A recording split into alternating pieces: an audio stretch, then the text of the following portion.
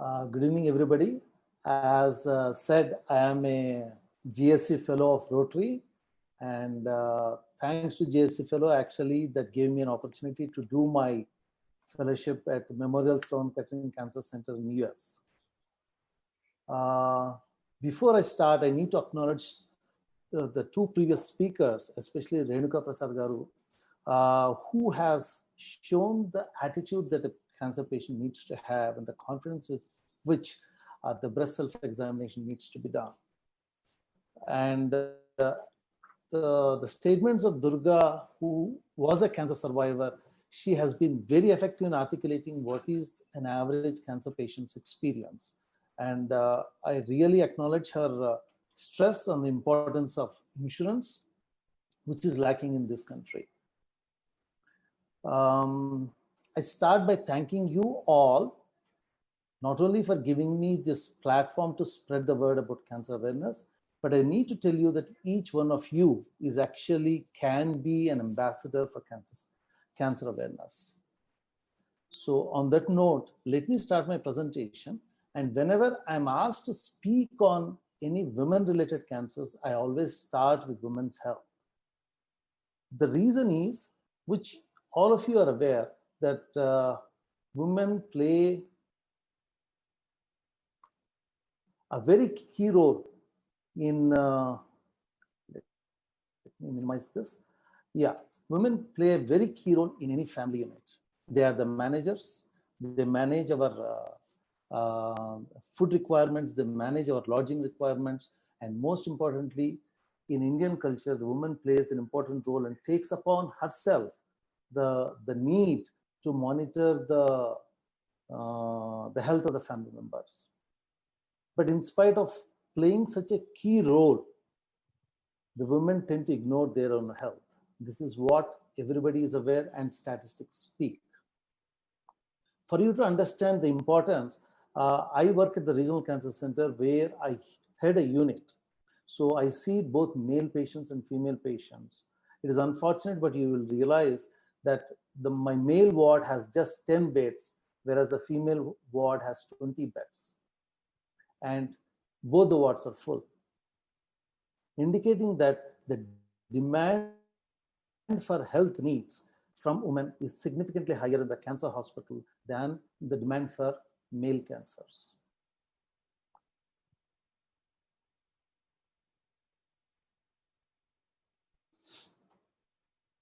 In continuation of my desire to highlight the importance of women's health, I need to highlight these 4 stages of a woman's life: the menarche, monthly challenges, pregnancy, and menopause.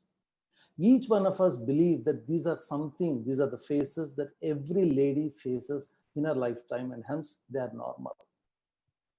We believe it is as normal as feeling hungry every few hours. Medically, we call all these 4 phases physiological. That is a medical statement saying that it is normal for that person, just the way feeling hungry is normal. But do we hear anybody saying, because of hunger, I'm suffering? We don't.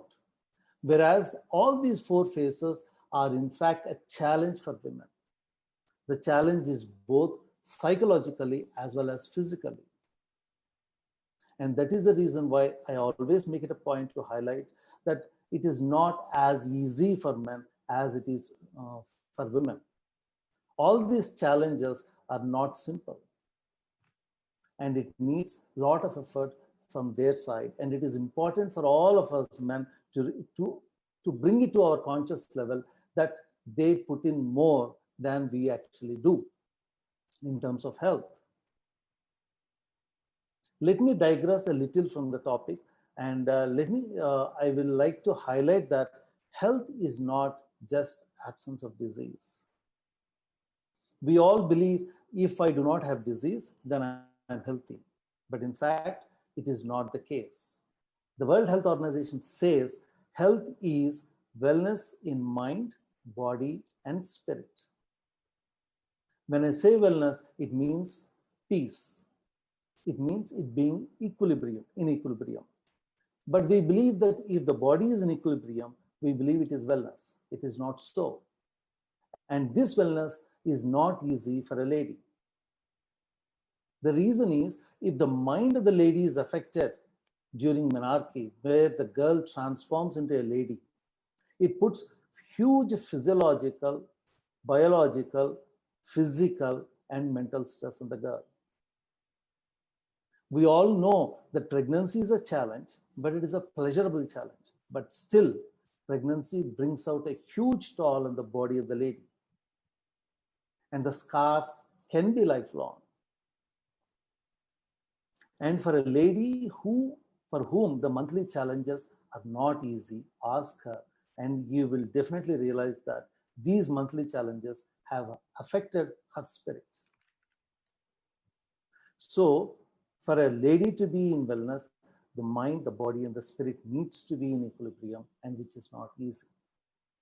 If that is the case for a lady, then it is more important that we should take an extra effort in preventing further health challenges for the lady. And one of those is cancer. And that is the reason why today we are meeting and trying to understand what is cancer and how do we prevent it.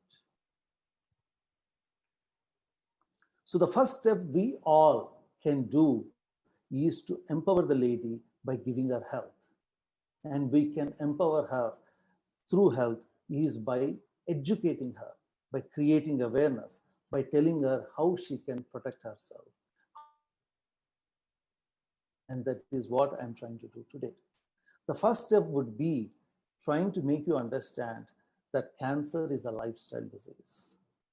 We all know that for India, the public health problem 20 to 30 years before was infections. Lakhs of Indians used to die because of polio, because of cholera, smallpox, tuberculosis. But today, those are more or less controlled. Today, the significant cause of death in Indians is because of cancer or other lifestyle disorders. Just to make you understand the magnanimity, the bigness, the problem is the world sees almost 88 lakh individuals dying of cancer each year. And cancer is the second largest cause of death worldwide. The population of Hyderabad is almost like 40 lakhs. So that is like 2 times Hyderabad population die each year because of cancer. So what are lifestyle diseases? As I said, infectious diseases are what we used to have before, and now it is the non-communicable diseases. When I say non-communicable, these diseases cannot pass from one person to the other. But the individuals get these cancers or these diseases is because the way we live, the way we eat, the way we work, or the influence of environment. The 3 most important lifestyle diseases are also called non-communicable diseases or NCD diseases are diabetes, cardiac diseases, and cancer. And today we are going to touch about cancer. Before we move on to cancer, I also would like to highlight this pandemic that is more common in the modern lifestyle. In our effort to spend more time for entertainment, and in our effort to be more productive in our profession, we have automated so many of our normal daily activities. We have automatic machines, we have microwaves, we have other gadgets to cover the mundane activities in a faster way so that we have more time. But our human body is designed to be healthy, provided it is kept active. There is a physical exercise needs to happen. The unfortunate thing of modern lifestyle is we sit for a prolonged period of time. A study shows that an average person sits for 11 hours a day and sleeps for 8 hours a day. So he has just like 4 or 5 hours to be physically active. And that is the reason why today the sitting disease has become so huge, and it affects us by increasing our BMI and that causes many types of cancers. So it is up to us, how do we protect ourselves? It is up to us, how do we educate ourselves? And it is up to us to take up a step towards a healthy life. So I'm going to start today's presentation by trying to explain what exactly is cancer. We all know that human body is made of millions of cells. And each day human body sheds lakhs of cells and produces an equal number of new cells. If there is an injury on the skin, within few days, the injury heals. The healing is so perfect that the cells that are produced to heal are exactly similar to the cells adjacent to it. So that the appearance, the complexion is all same. Now, this sort of automation in the body is determined by the genetic material that is present in the cell. That determines how many number of cells need to be produced, what type of cells need to be produced, and in what pace. That is controlled by our DNA. Due to various reasons, whatever may be, it could be environmental causes, pollution, our lifestyle, or infections. This control of the DNA is lost. And when that control is lost, there is an abnormal production of cells. An excess number of cells are produced, and these cells are abnormal. They do not function like normal cells. So when excess cells are produced, it forms what is called as a lump. And that lump is nothing but cancer. So when a cancer occurs in thyroid, we call it thyroid cancer. And when it occurs in breast, we call it breast cancer. If the cancer occurs in an organ that is on the surface of the body, as in the case of thyroid, it is easy to see. It is easy to feel. So we recognize the cancer even before symptoms appear. But if the cancer appears deep inside the body, say liver or lung, then they are deep inside and we cannot make out. So we become aware of cancer only when the patient becomes symptomatic. Unfortunately, symptoms take time to appear. If the cancer happens in the intestine is a big tube. Unless the tube is blocked, the patient is not going to have symptoms. So it takes time before the patient develops symptoms. So and the symptoms are, there are no special symptoms for cancer. Suppose the cancer occurs in lungs, the patient is going to have cough, the patient is going to have sputum, the patient is going to have blood in sputum. If the patient has symptoms, cancer in the intestine, he might have diarrhea, he might have blood in stools. And the same symptoms are seen in diarrhea, in viral diarrhea or cholera. So there is no way, based on symptoms, you can say that this particular individual has cancer.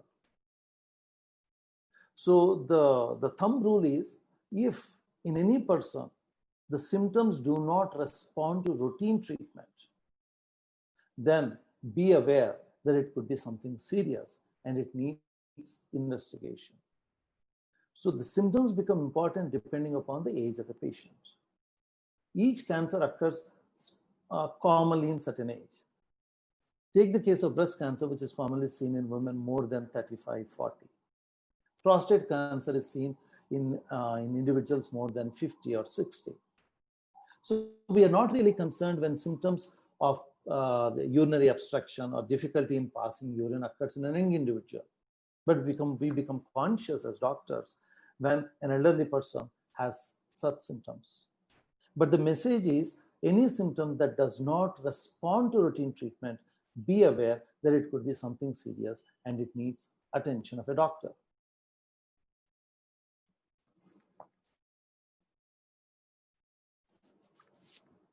So how do we diagnose cancer? We just discussed that cancer is because of change in the genetic material of the cell. So if I want to diagnose cancer, obviously I have to identify if this particular cell shows abnormal genetic material. So for me to do that, I need to collect cells. So wherever there is a suspicion that there is cancer, what I'm going to do is I put a needle or a bigger needle and collect the cells. When I use a needle, I call it FNAC. When I use a bigger needle, I call it a true cut. And sometimes, because the disease is deep inside, I might actually cut the skin and remove the specimen. In such a case, I call it as an excisional biopsy.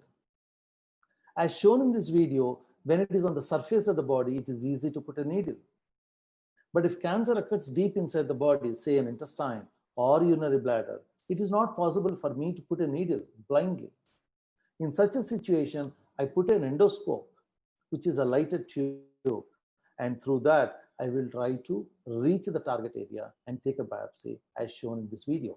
Here, this individual has a cancer of the urinary bladder. Since I cannot put a needle, I've actually put an endoscope, and with the help of an endoscope, I reach the doubtful area and take a small bit.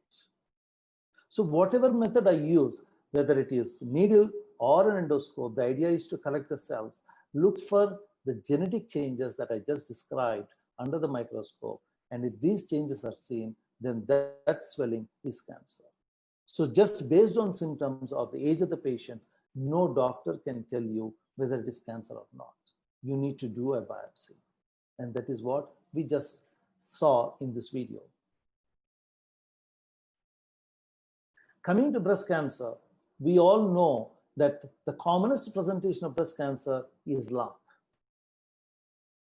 Just as Renuka Prasad has said, not every lump is cancer. Let me tell you, 90% of the lumps are not cancer. In fact, lumps are very common in women's breast. And fibroadenomas are the most common swellings that happen in the women's breast. Let me also, by a thumb rule, tell you that usually painful lumps are not cancer. So if lump is not the only form of presentation, then what are the other forms? The other form is the nipple gets retracted. It goes behind. Sometimes there is a discharge from the nipple in the form of watery liquid, or sometimes it is blood. There could be change in the shape of the breast, or there could be change in the surface of the breast. So the presentation is varied. Do not always think the breast cancer is going to present only by a lump. This awareness is very important. So one of the previous speakers was saying that the doctor missed the breast cancer. That is the reason why I'm telling you there is the presentation is varied and there is no fixed way of presentation. A high degree of suspicion is required, and it is often easy to miss breast cancer or any cancer because there are no specific symptoms. I can also tell you again that even a single FNAC or a single true cut might not be able to prove it, and there could be situations where I repeatedly do the biopsies in order to prove the cancer. Because the lady or the individual whom I am investigating fits into the right age, and even though the biopsy says negative, because of my suspicion or because of a heightened awareness, I might repeat the biopsies. And that is the reason why cancer investigations tend to be multiple, repeated, and prolonged. So let us look at the cancer as a problem. Just to give you an idea, each year India sees 1.5 new women getting diagnosed with breast cancer. Now compare that with the world statistics that you see in the video. This is 2.3 lakhs, that is in 2015. So India sees almost like 50% of the world's burden of breast cancer.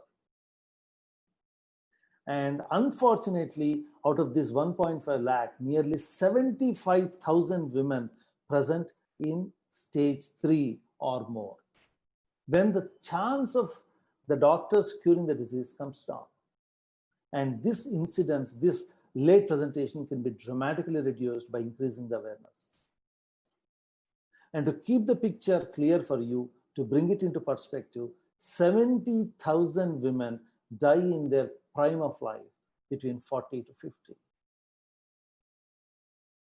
So the easiest way to prevent breast cancer, one is breast self-examination, which I'm going to describe to you later. The other and the most popular one is mammography. Mammography is nothing but an X-ray of the breast. So if you do these tests starting from 35 to 40 years, it is very easy for you to live for 100 years. Just to reaffirm that the presentation of breast cancer can be very subtle, and it could be very easy even for oncologists to miss the breast cancer, is this picture that shows if the breast cancer presents like this, it is very easy. And to say literally, even a blind person can diagnose breast cancer. But often breast cancer presents this way, where you don't see anything, where there is no lump, and that is when mammography can help you. But sometimes it could be like a dimpling or changing the texture of the skin. Sometimes even it could present in the form of redness. So the presentation could be very subtle. And that is the reason why I'm repeatedly telling you it is necessary to have a high degree of suspicion, and it is necessary for you to protect yourself by doing the screening test as advised by doctors. This slide I'm putting here because people tend to think they are healthy, they do not have symptoms, so why should we go for screening? Cancer does not show up on its own. Cancer presents late, and we tend to go to a doctor only when we have symptoms. Screening tests are done on normal people like you and me. So it is important that we need to go screening as advised by doctors. And if it is not now, when do we go for screening? So here I'm going to show you why breast self-examination is important and how do we do the breast self-examination. Breast self-examination is advised from the age of 25 to 30. And it is preferably advised to be done on the same day each month, preferably 4 to 5 days after the menstruation. And it needs to be done both in sitting and lying down position. Both the breasts need to be examined, and you need to use the opposite hand to examine the breasts. The idea of showing these videos is to make you realize that you should examine the entire breast. You should follow a particular path and repeat it again and again in the same path, so that by doing on a regular basis, you tend to realize what is normal and what is abnormal in your body. And such a heightened awareness lets you identify the smallest change that happens in the breast.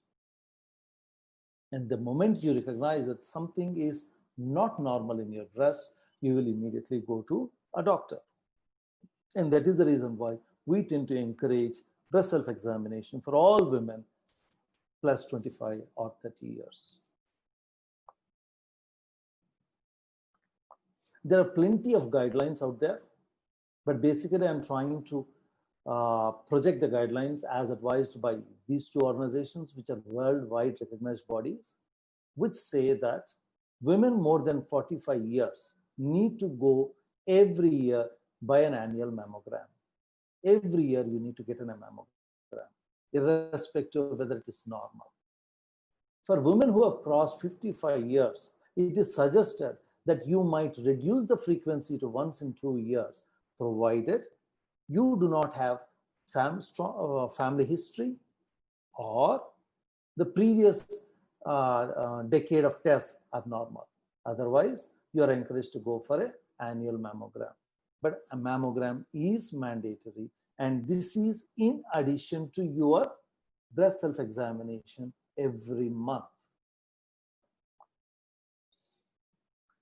It is also commonly I see in my practice where women say, or individuals say, none of my family members had cancer. Why did I get? Let me tell you that 85% of women getting cancer do not have a family history. So the sporadic breast cancer is much more common than the familial breast cancer, which basically indicates that The reasons are not only genetic, are not necessarily genetic, but other reasons. As of now, we cannot point at a single reason. There are multiple reasons for breast cancer, and one of which is urban women, obese women, high educated women belonging to higher social strata. And apart from this, environmental causes. And the list is long, many of which have been mentioned by Renuka Prasad. The message is everybody is susceptible. Just because one of our family members does not have breast cancer does not mean that we are not susceptible. That is the message of this slide. To reaffirm, 1 in 8 women across the world is at risk of breast cancer. That one could be any of us. Let this message be loud and clear. Early detection is the best protection you have for breast cancer, and it just needs 30 minutes once a year for a mammogram. Whether it is BSc or mammogram, both the tests are simple, painless, and can be done in outpatient setting. So what is stopping us from getting ourselves screened? Chaturvedi garu, do we have 5 more minutes so that I can just touch? Go ahead. Right. Please. Because now we are highlighting on women's health, I thought I will touch these two topics also. Please, second major cancer that is common in Indian women is the cervical cancer. Cervix is a terminal portion of the uterus. And again, this cancer can be very easily identified, in fact, prevented by a simple test called Pap smear, where we try to collect cells from the surface of the cervix. The test is pretty simple, painless, and outpatient. You just go to your gynecologist and she will do it in no time. The second test we encourage is colposcopy. In colposcopy, we tend to take a picture of the cervix and try to identify for changes. Let me tell you, as far as my knowledge goes, cervical cancer is the only cancer that can be 100% prevented. So whatever screening that we are doing is, for all other cancers, is we are trying to identify the disease in an early stage. We're not actually preventing the screening tests. Whereas the Pap smear and the colposcopy can actually prevent cancer by intervening, by identifying changes that can be treated, and we can prevent cancer. So the latest addition, most of you are aware, is the HPV vaccine. And when HPV vaccine is given the right way, before exposure to sexual activity, they're almost 99% effective in preventing cancer for all those strains in which the vaccine is being given. To clarify that statement, the cervical cancer is caused by infection with HPV virus. But there are several strains out there that can cause cancer, but the vaccine that we have is available for only three strains. So if a girl takes the HPV vaccine, she is 99% protected against these 3 strains of HPV. So kindly give HPV vaccine for your daughters and granddaughters. A caution here, just because somebody has taken HPV vaccine does not mean that they can avoid screening. Screening has to continue for those other strains for which we have not given a vaccine. The other common cancer seen in Indian women is the endometrial cancer, also called as a uterine cancer, commonly seen in post-menopausal women, and these women are mostly 50 years and above. They are obese and diabetic. Bleeding is the commonest presentation, and any abnormal bleeding, that is bleeding happening after menopause, or excess bleeding in between menses, or a heavy bleeding that is not responding to routine treatment, please be aware that there could be a problem serious. Please do visit your gynecologist to get this bleeding addressed. Bleeding cannot be normal because women bleed every month, so they tend to take it easy, but you are the best person. You know what is normal for you, and the moment the bleeding appears abnormal for you, not usual for you, please visit your gynecologist. And to diagnose uterine cancer, the simple test is called hysteroscopy. Again, this test is outpatient test, no anesthesia, simple test, painless, where we put an endoscope inside the uterus, visualize the cavity, identify any abnormality, and if there is an abnormal area, we can take a small biopsy to prove whether it is benign, meaning non-cancerous swelling, or a cancer swelling. So there are tests out there, simple tests that you can use to prevent cancer. So this is my last slide. Just to reaffirm, you never know what you have until you clean out your closet. Go screen. Thank you.